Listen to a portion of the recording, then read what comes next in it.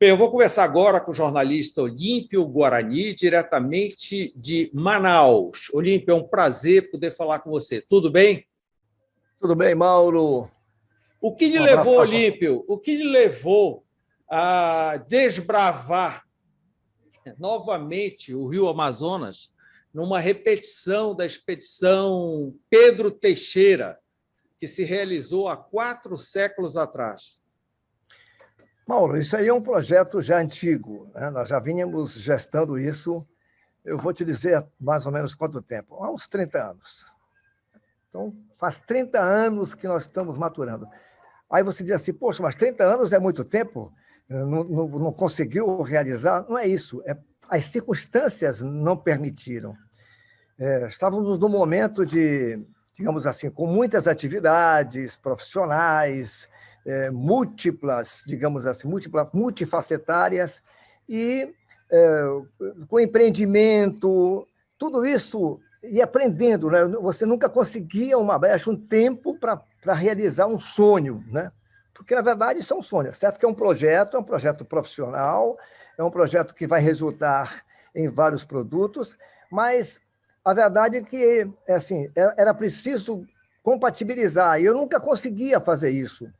Só foi possível quando nós decidimos, em 2017, assim, bom, agora vamos dar um stop.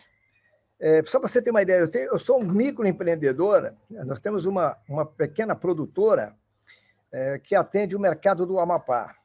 E nós, assim, para tomarmos essa decisão, tivemos, assim, não foi fácil, reduzir quadros e tudo, até o momento em que eu fiz um arrendamento. Eu abri mão de trabalhar na minha empresa e cuidar desse projeto. Fui para Brasília, passamos um ano em Brasília, e em Brasília nós organizamos esse projeto buscando apoio institucional, né, as pesquisas, todo o material necessário, e de lá para cá a gente foi maturando e conseguiu realizar. Mas não é uma coisa de agora, é uma coisa que já vem de muitos anos. Eu sou velejador desde 1986, quando eu comprei o primeiro veleiro. Eu morava em São Paulo naquela época, eu era estudante. E, enfim, de lá para cá, com o tempo, todo velejador vai alimentando sonhos, e chegou o momento, até porque eu não podia esperar muito, eu olhei para a minha vida e disse, eu estou com 65 anos de idade, quando é que eu vou realizar o sonho da minha vida?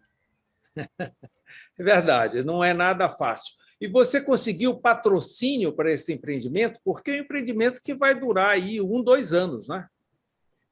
Vai durar, são 2 anos. Foi quanto durou a expedição do Pedro Teixeira. De navegação, são 18 meses, mas depois tem ainda pós-produção, uma série de coisas e tal. A ideia é fechar todo o projeto em 2 anos. E Você saiu de certamente. Macapá, veio para Belém, daqui você vai até Quito, no Peru. É isso, né? Tá, exato, é. Nós fizemos um pouco assim, estendemos um pouco mais.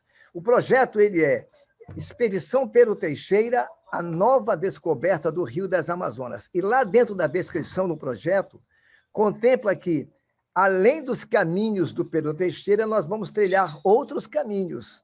Tanto que nós estendemos. Pelos afluentes. Os Afluentes, e nós principais, estendemos. né? Os principais, aquilo que tem interesse que a gente possa, digamos assim, fazer o material, captação do material. Mas, assim, por exemplo, a extensão da navegação. Pedro Teixeira saiu de Belém, a região de Cametá, e nós saímos da foz do Rio Amazonas. Nós saímos exatamente do último ponto do Rio Amazonas, que foi aqui na costa do Amazonas, próximo a Macapá. E para caracterizar que nós estamos navegando a partir da foz do Rio Amazonas, entendeu? Daqui fomos para Belém, passamos por aquele emaranhado de rios, estreitos e igarapés ali que tem naquele delta do Amazonas, e chegamos até Belém. Belém, que é emblemático, é uma referência, né? Nós fizemos todo um trabalho, digamos assim, de captação de material, de entrevistas, enfim, tudo que era necessário fazer dentro do que estava previsto da pré-produção, e ainda, claro, A gente fala de pré-produção como se a gente já conseguisse adivinhar tudo que ia fazer lá na frente. Quando a gente chega no local, as pautas se multiplicam. Então, ficamos mais tempo em Belém do que era necessário, do que nós imaginávamos, aliás, ficamos o tempo necessário para captar o material. De Belém, aí nós começamos a subir o rio. Subir o rio em direção a Santarém do Pará, que seria uma segunda base que nós montaríamos. Nós tivemos dificuldade porque chegamos em Santarém em plena segunda onda da pandemia, muita gente morrendo, os hospitais lotados, e aí, por questão de precaução, claro, de previdência, nós não aportamos em Santarém, nós passamos direto em frente à cidade de Santarém, subimos o rio Tapajós, pegamos um afluente lá em cima, chamado Rio Arapiuns, Lindo. e lá tem uma comunidade... Rio Arapiuns. Pois é, lindo, lindo. É maravilhoso, é simplesmente Imagina as imagens, é um negócio de louco. Verdade, Mauro. Olha, é uma coisa tão espetacular, porque nós tivemos o privilégio, pelas circunstâncias, de ficar 3 meses lá no Rio Arapiuns. Então, você imagina, teve um período que a gente não podia fazer nada ou pouca coisa, porque estava fechado por causa da pandemia e tal, o governador tinha decretado lockdown aqui na região, então a gente não podia fazer algumas coisas. Mas depois que liberaram, nós fizemos um belíssimo trabalho, posso dizer, e captamos muito material, histórias interessantíssimas de ribeirinhos, e é algo assim extraordinário. É muito trabalho, muito tempo. Como é o nome do veleiro? É veleiro Quara. Quara, tá. E quantos navegam Quara com você? É K-U-A-R-A, Quara, sendo que o U tem um circunflexo, porque isso aí é na língua tupi-guarani, que quer dizer sol. Ah, legal. E quantos navegam com você? Total são 4 no barco. 4 pessoas. E a mesma expedição, não houve alteração nesse período todo? Não, houve alteração de pessoal. Os recursos humanos, eles se alteram dos cinegrafistas e dos assistentes. Permanente dentro do barco, nós ficamos direto, eu e a minha esposa. Ela é fotógrafa, ela é também cinegrafista, porque quem faz fotografia faz cinema, e ela já desenvolveu, e ela também é de produção, e por isso ela é assim, uma figura multidisciplinar dentro do barco. Todo mundo é multidisciplinar. Quando vem um cinegrafista de algum lugar que nós contratamos para cobrir determinados trechos, eles já entram no barco sabendo que não serão só apertadores de botão ali de câmera, que vão ter que fazer as coisas no barco, porque o barco dá trabalho, a movimentação, a navegação, tem as dificuldades todas que tem que se enfrentar, as intempéries do Amazonas. Como é que funciona a comunicação do barco com as suas bases na terra? Olha, essa é uma história que merece um capítulo à parte. Nós praticamente passamos o ano tentando resolver a questão da internet no barco e nós não conseguimos, porque não teve nenhuma empresa, tem 4 no mercado, sendo uma brasileira, uma do Brasil, mas não é brasileira, e 3 do mercado internacional, que não atenderam. A que mais poderia se aproximar é uma empresa americana, mas por questão do tamanho da antena dela, que não foi possível instalar no barco, nós não conseguimos internet. Nós temos um equipamento que é chamado de booster, que é instalado no topo do mastro, e esse booster ele é capaz de, pela altura do casco, e considerando o plano terra, mas é o plano terra feito pela água, né? A gente consegue fazer captação de internet a longa distância, desde que tenha sinal dentro da área, né? Então você, ao chegar a cada base, você descarrega todo o material, toda a imagem, que já começa a ser editada. Exato. Agora, tem assim, uma boa notícia que eu posso te dar em relação à questão da nossa assistência, que, aliás, aliviou um pouco, é que tem uma empresa americana que ela presta um serviço de internet para essas populações ribeirinhas. Eu não conhecia, eu conheci já na navegação. Mas a internet, claro, só são 2 megas, né? E eu só conseguia fazer descarregar o material depois da meia-noite. Então, a gente passava navegando o dia todinho e tal, ou então estava trabalhando o dia todinho, e aí, a partir de meia-noite, começava a descarregar o material. até porque boa parte do material imediatamente sobe para as nuvens, para a questão de segurança, e para o HD, que fica como backup. Olímpio, e você navega à noite? Não, não navegamos à Porque um noite. detalhe interessante nessa sua expedição é o fator segurança, né? O Pedro Teixeira tinha medo de pegar uma flechada das Amazonas. E você? Eu tenho medo dos piratas. Mas não chego a ter medo, honestamente, mas eu tenho receio e tomo as precauções, porque a Marinha do Brasil ela é nossa parceira. Eu quero destacar isso. A Marinha do Brasil é nossa parceira na expedição. A instituição foi uma das primeiras que nós contactamos em Brasília, e, àquela altura, o comandante nacional da Marinha, o almirante de esquadra, Ilques Albuquerque, de prontidão, apoiou o projeto, abraçou o projeto, e depois ficou tão entusiasmado que estava acompanhando até o momento em que nós demos a largada da viagem. E a Marinha do Brasil recomendou para que nós não navegássemos à noite. A gente já tinha, claro, pesquisado e tudo, já sabia dos riscos, então a gente navega sempre na faixa das 6 da manhã até umas 4 horas da tarde, 5 horas, que é um tempo que dá para você ainda vislumbrar o local onde você vai ficar com o barco, uma comunidade, a casa de um ribeirinho, né? Porque você tem que fundear o barco, por ser um veleiro, que é um barco atípico da Amazônia, ele tem uma quilha grande e com calado de quase 2 metros, isso requer, então, que tenha profundidade. Daí, a gente fundeia e desce, vai lá com o ribeirinho, conversa com ele, pede autorização. E a receptividade? Hein? A receptividade desses ribeirinhos. Olha, eles ficam com receio, eles agradam logo? Como é que funciona? Olha, em algumas situações aconteceu isso, hein? Aliás, no terceiro noite de navegação, terceiro dia de navegação, melhor dizendo, para o terceiro pernoite, o ribeirinho lá ficou muito receoso. Nós fundeamos o barco, nós não encostamos o barco no trapiche dele, nós fundeamos.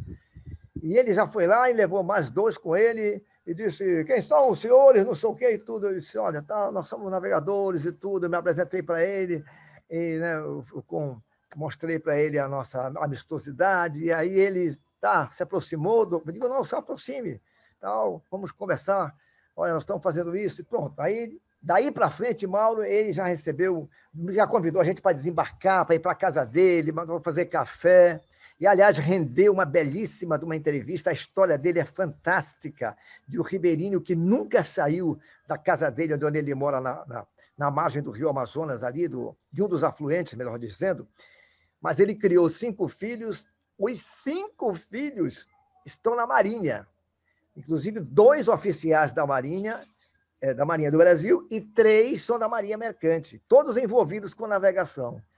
Então, a história dele foi muito bacana, está toda gravada, vai fazer parte dos documentários, quer dizer, rendeu um bom material. E acolheu a gente com muito carinho. Para o pernoite do barco, para você ter uma ideia, ele fez questão que o nosso barco saísse de frente. Ele disse: olha, aí onde vocês estão é muito arriscado, um temporal à noite e tudo. Aqui do lado tem um braço do rio, que aqui é profundo, dá para você entrar. E levou e foi conduzindo conosco, enfim, nos cuidou, na verdade. Então, isso aconteceu muitas vezes, aliás, todas as vezes. Eu quero dizer para você que a Amazônia não é só floresta, não é só fauna, não é só rio. Mas é uma gente diferente também. Tem gente, cara, gente assim, de um nível tão elevado, apesar de toda a sua humildade, né? E com referência, digamos assim, à hospitalidade, ao carinho, à atenção. A desconfiança é natural, afinal de contas, também você está chegando a um barco que não é comum, entendeu? É aquele veleiro, quer dizer, aquela coisa que não é todo dia que passa um veleiro ali na frente. Então, mas logo em seguida, Mauro, eu quero te dizer que é um dos registros que eu vou, assim, é um capítulo que eu vou deixar à parte para o livro, é falar sobre essa relação, entendeu, com os ribeirinhos, a questão não só socioeconômica, mas cultural deles, dos costumes, e de como que eles mantêm as tradições, além do que as histórias de vida que são cada uma que impressiona. Bem, você saiu de Macapá, você já está em Manaus, e daí para frente você já vai pegar o Solimões para ir até o Equador, não é isso? Você falou que este projeto vai render vários produtos. Você já deixou aí claro que terá um livro, mas também terá um documentário em vídeo, né? Como é? Você vai dividir em episódios? Você imagina em vender isso para o exterior? Qual é o projeto em si? Nós já temos um entendimento com o canal internacional, que é um canal americano, tá? E é de canal fechado, é um canal que passa muitos documentários. Eu não vou revelar por questão de ética e, sobretudo, porque nós estamos em entendimento.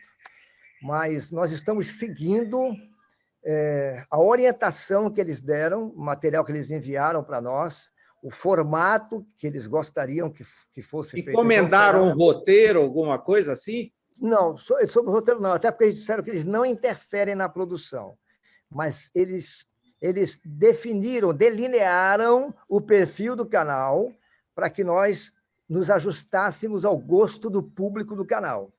Tá? Isso é importante.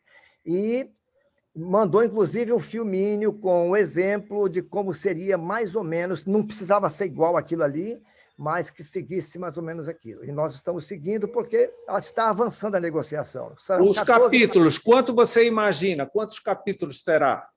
São 14 capítulos, eles pediram. Então, o documentário será dividido em 14 capítulos, inclusive aqui, nacionalmente. Você, de repente, pode distribuir, não é? Sim, não, mas essa parte, alguns entendimentos já avançaram. Durante 2 anos, eu não posso negociar com outro canal. Depois de 2 anos, aí eu fico com liberdade, inclusive, para publicar no YouTube. Agora, Guarani, você já está liberando algumas coisas nas redes sociais, né? Você usa muito o Facebook, o YouTube e assim por diante.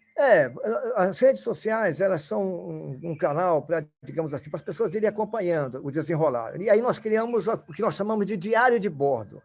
Então, esse diário de bordo vai contando como é que é o desenrolar da expedição, por onde nós estamos andando, as cidades que estamos visitando.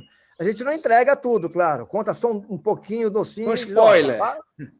Só um e spoiler. aguarde depois que virá completo. Você imagina terminar quando a expedição? Quando é que você deve chegar em Quito? A nossa viagem... Quito devemos chegar no final de fevereiro. Porque tem algumas nuances, que o Pedro Teixeira também enfrentou algumas situações na viagem dele. E agora está pior ainda, porque não existe acesso a Quito por água, lá em cima, lá próximo. Tem 120 quilômetros que não tem como chegar a partir do outro lado, desse lado aqui da cordilheira. Então, nós vamos até Francisco Orellana, já está tendo um projeto contemplado isso, a gente vai até a cidade de Francisco Orellana. E depois vai de carro. Não, aí de lá, a gente já vai subir ainda uma parte do rio, até uma parte do rio Guarani, Coca. Tá, antes de nós entrarmos no Peru e no Equador, eu vou fazer um rápido intervalo e no próximo bloco a gente volta com esse assunto, ok? Ou não? Tá, volto já. Logo depois do intervalo, Olímpio Guarani volta para nos contar a parte internacional da expedição Pedro Teixeira. Ele vai passar por uma região de grande tráfico de drogas no Peru e no Equador. Voltamos já. Eu estou conversando com o jornalista Olímpio Guarani, que desenvolve a expedição Pedro Teixeira por todo o rio Amazonas, desde Macapá, Belém até Quito, no Equador. Mas, Guarani, nós vamos agora conversar na parte internacional da expedição. Você vai passar numa área do Peru, uma área complicada, uma área de droga, né? Você vai chegar até o Equador. Quais os planejamentos especificamente para essas áreas? Olha, nós estamos em Manaus já há algum tempo, já quase 40 dias, e temos nos reunido com a Marinha e agora, quer dizer, agora não, já cerca de uns 20 dias, nós fizemos a primeira reunião com o comandante do Centro de Instrução de Guerra na Selva, o coronel Feitosa, do Exército. O Exército tem bases também na fronteira, e a Marinha tem ao longo do rio Solimões. A questão toda é que tem 2 faixas vermelhas.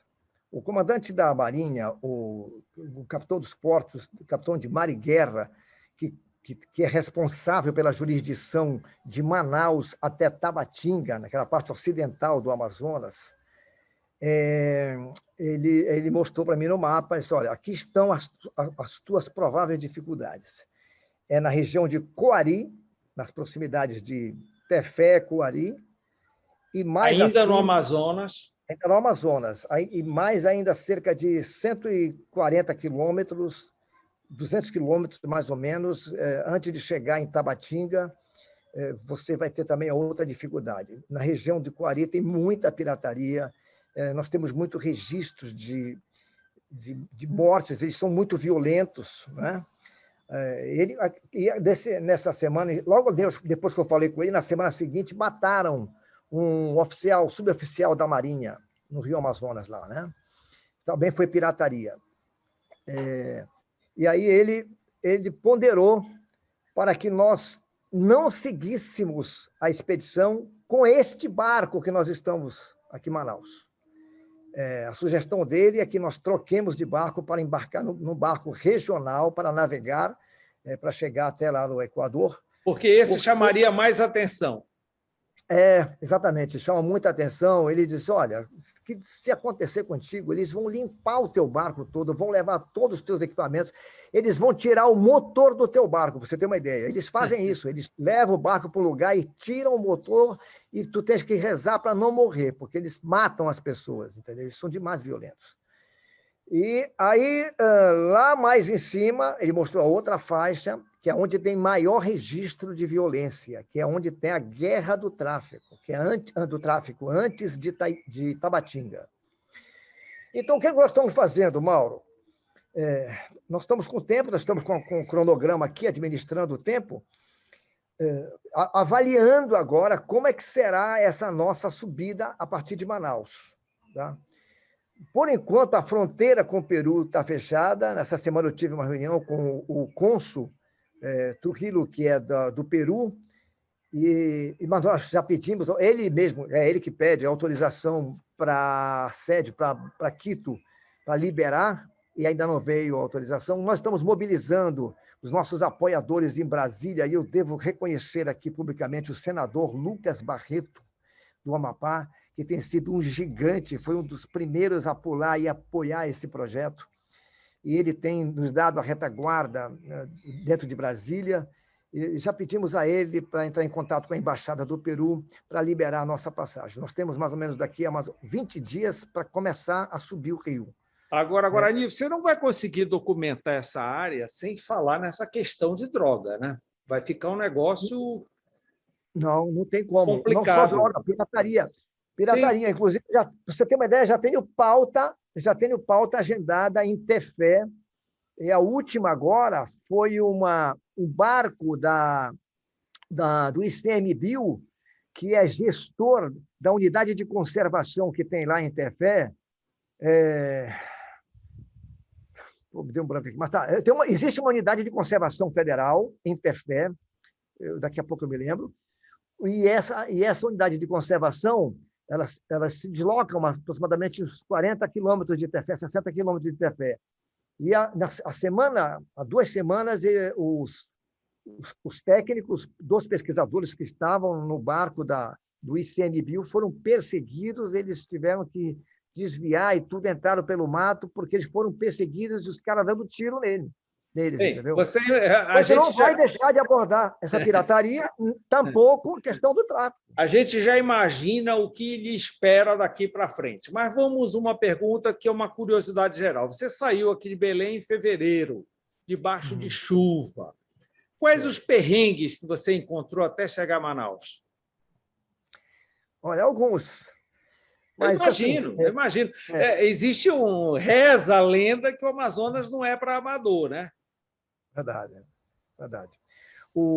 A nossa travessia no lugar que muita gente teme foi absolutamente tranquila, que foi nessa baía, aí em frente do Conde, ali, saindo de Belém, de Barcarena.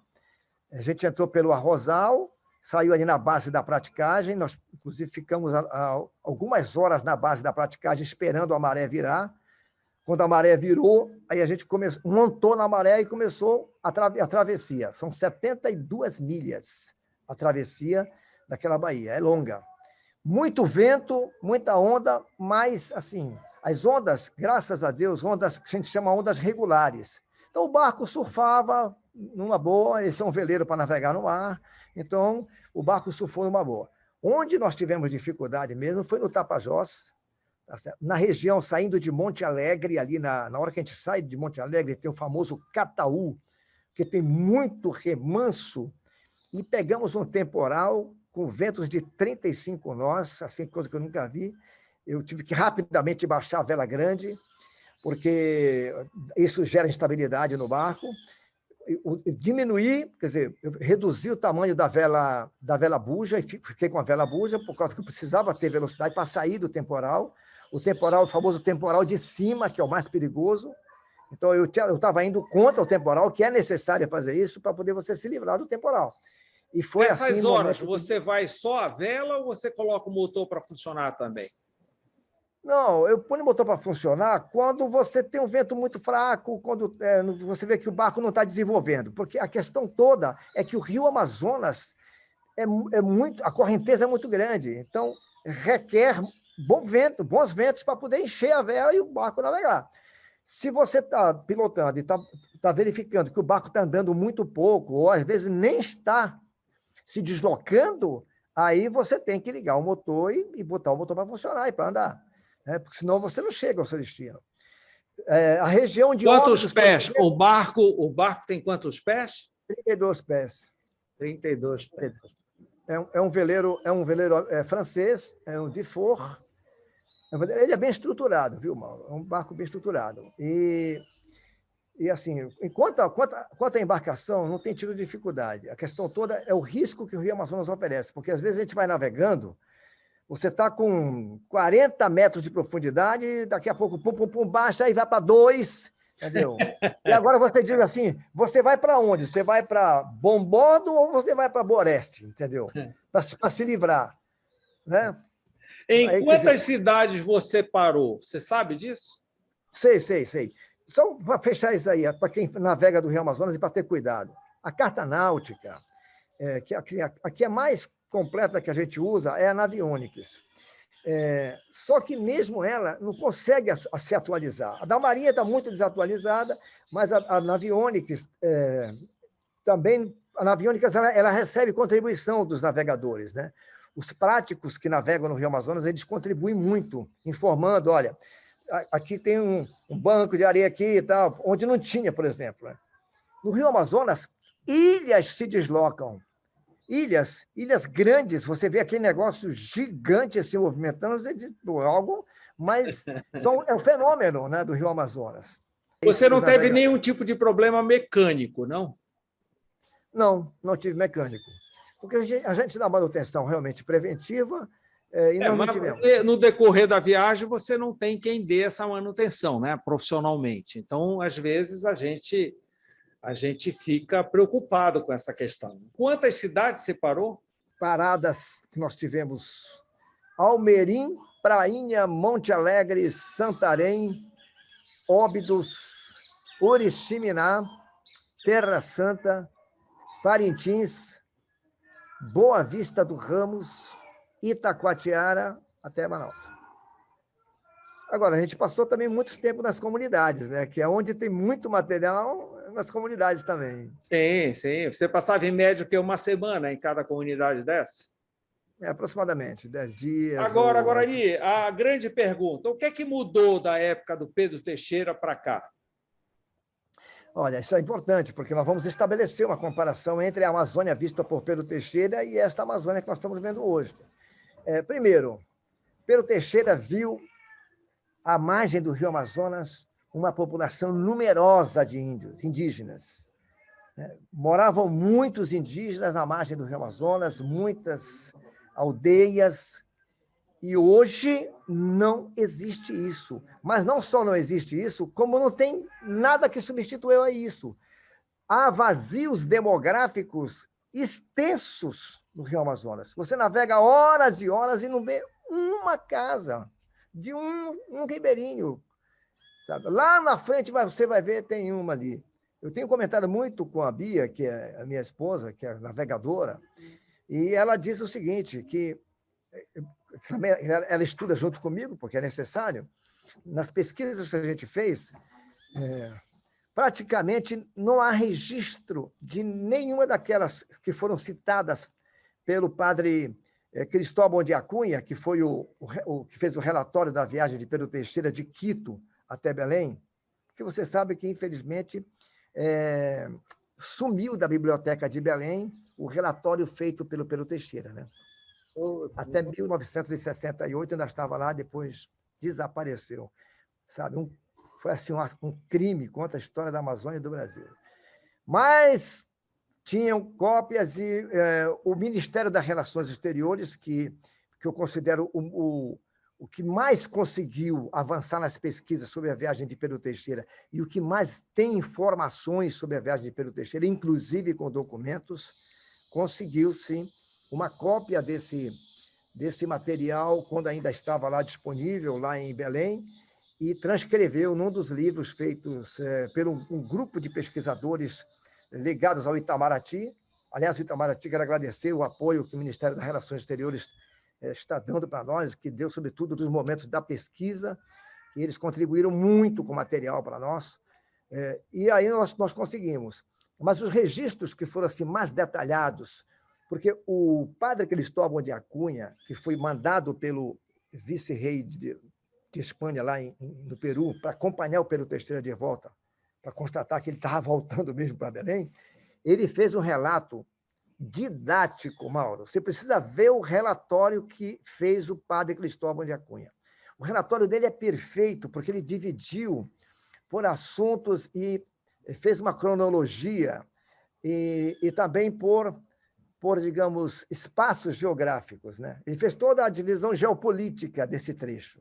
Então, eu considero assim o material muito bom do padre Cristóvão de Acunha, mas muito enriquecido o material com as pesquisas que foram feitas pelo Ministério das Relações Exteriores. Eu tenho muitas outras pesquisas, outros pesquisadores, olhares diferentes para essa expedição de Pedro Teixeira, mas nós temos, já depois de lermos, depois de estudarmos ao longo desses anos todos, temos hoje a nossa conclusão, nossa opinião, a nossa crítica e as nossas crenças sobre o que nós lemos, e que definimos como sendo verdadeiro, e por isso nós vamos passar isso também para o livro, de modo que essa construção da história da navegação do Pedro Teixeira, ela requereu muito estudo. E eu sempre recomendo que, sempre, se puder entrar, vai na biblioteca do Ministério das Relações Exteriores, Alexandre de Gusmão, e lá vai buscar, porque tem um material mais completo sobre a história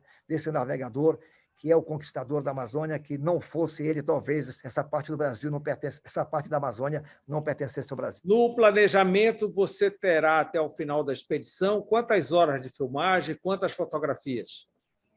Olha, nós não estamos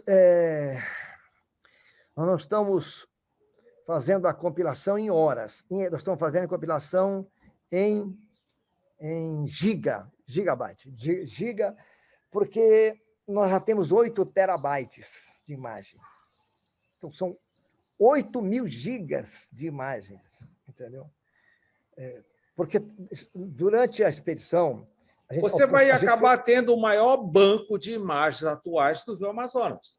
Talvez sim, eu não tenho registro que alguém tenha feito isso que nós estamos fazendo. Eu não tenho, eu já pesquisei muito, viu, Mauro? Talvez sim, não sei, mas dentro dessa faixa da Amazônia... Aquela expedição do Jacques Cousteau, não teve nada parecido? Não, tem muita coisa parecida, só que assim, fez muito rápido a expedição dele, né? Foi muito en passant. Ele conseguiu fazer o material, claro que foi uma pesquisa científica e tudo, mas assim, é porque nós estamos convivendo com as comunidades, nas cidades, com as pessoas, com os costumes, né? Então, nós teremos abordagens mais amplas e também setorizando, né, para que quem vai ler o material depois ou assistir os vídeos tenha um entendimento de como é que está a Amazônia hoje. E, Guarani, como é que foi a saúde de vocês, tripulantes da embarcação, durante todo esse período? Considerando também a pandemia. Eu sempre dou graças. Eu sou cristão católico e sigo o Papa Francisco. Eu sempre digo, Deus está no comando dessa expedição, porque não nos aconteceu absolutamente nada, nenhuma gripe, graças a Deus. Pegamos muita chuva, né? Enfrentamos situações adversas, absurdas, mas não teve nenhum acidente que pudesse comprometer, a não ser esse último meu, mas foi circunstancial, rompeu esse tendão meu aqui do ombro. Eu ainda estou em tratamento de fisioterapia, mas não foi preciso fazer cirurgia. Ou seja, não é uma coisa que eu nem queria registrar, porque eu acho que nem merece registro. Porque, em relação à pandemia, nenhum tripulante contraiu a Covid.